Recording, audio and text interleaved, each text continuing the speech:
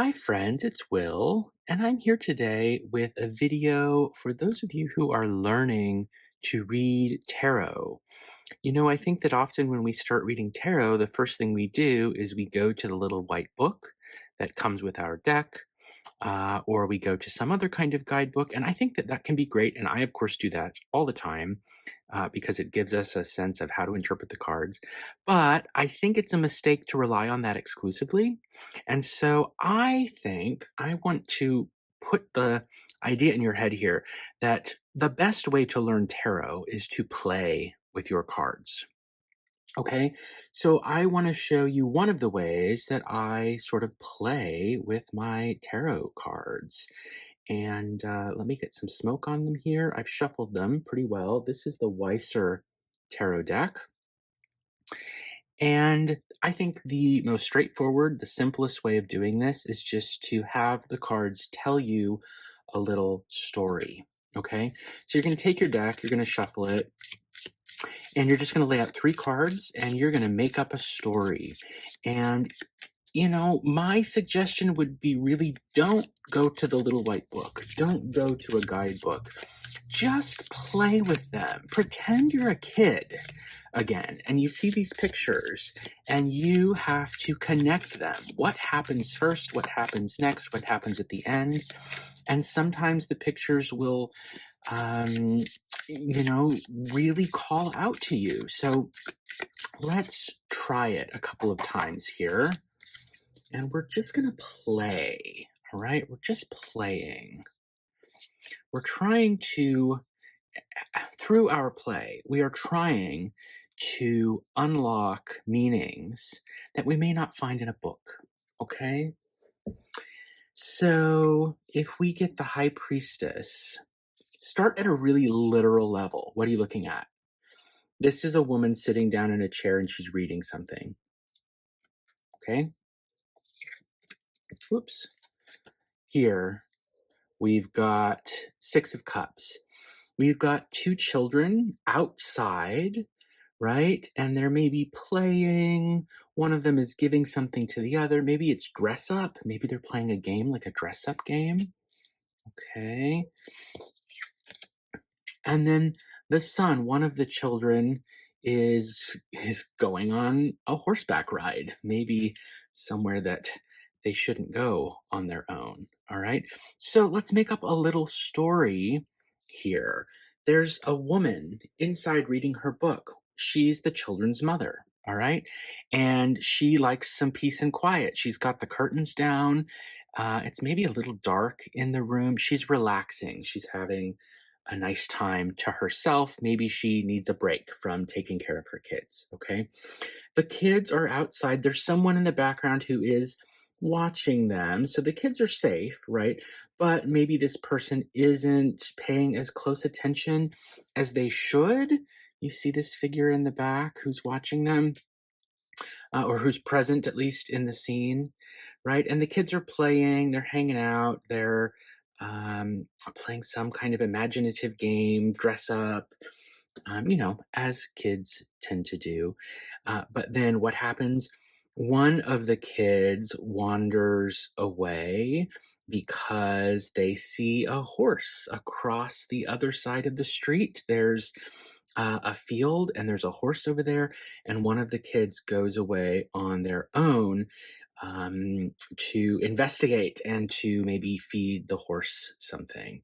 And so maybe the first kid comes back to mom and says, and interrupts her, right? And says, hey, so and so, little Johnny ran across the street and is playing with the neighbor's horse. And then maybe mom has to go and remind little Johnny that it's not safe to cross the street, right? So this is a silly little story. I sort of think the sillier and the more outlandish and the more creative and ridiculous you can make the story, the better, because you'll remember it more, right? And so I think that like most of the meanings that I was coming up for, or the connections I was making with these first two cards, are pretty standard. But with the sun, I think something really new came out here, right? Something that maybe we wouldn't find in a book. And it has to do with the story I made up. And so it's the idea that, like, you can get hurt right? The sun can be about like getting, let's say, sunburned. That might be a more standard meaning of this card.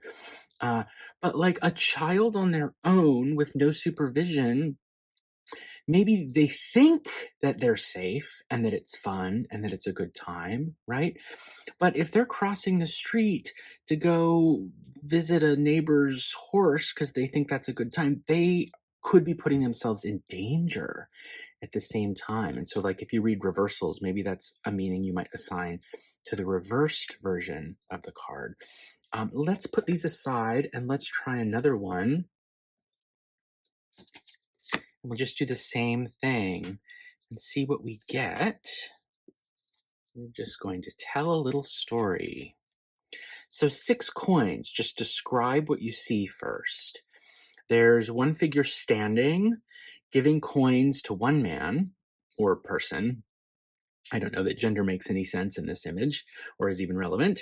And on the other side, we have another figure who's holding out their hands. They want some coins too, but at the moment, they're not getting any. There's the scale hanging above their head. There's also looks like a city or some kind of structure in the background, and also a hint of a forest. So one person is giving stuff to another person, but not to the third person. All right, from 6 coins to 7. So somebody has invested their resources, right?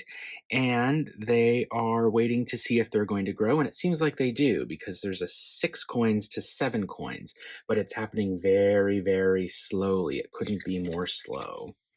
And then here we've got judgment, which depicts a whole group of people. I think I count at least 6 of them there, plus the one up in the heavens who's blowing the trumpet or the horn and who has their wings and is an angel from on high, right? There's water here in the background and a hint of a landscape with forest, also the mountains there in the background. We also see the mountains here. I don't think we see any mountains there. So there's a progression of moving towards the mountains, right? Where there's no mountains, there's a hint of mountains, and now we're very close to the mountains, if we can bring that into the story at all. Okay, so what happens here? Let's see. We've got 2, let's call them,